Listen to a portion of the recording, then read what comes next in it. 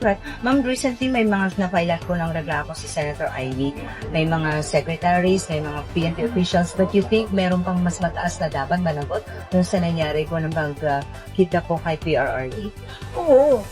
Dapat talaga managot ang Pangulo ng Pilipinas because he allowed foreign entity, foreign organization to interfere with our national sovereignty.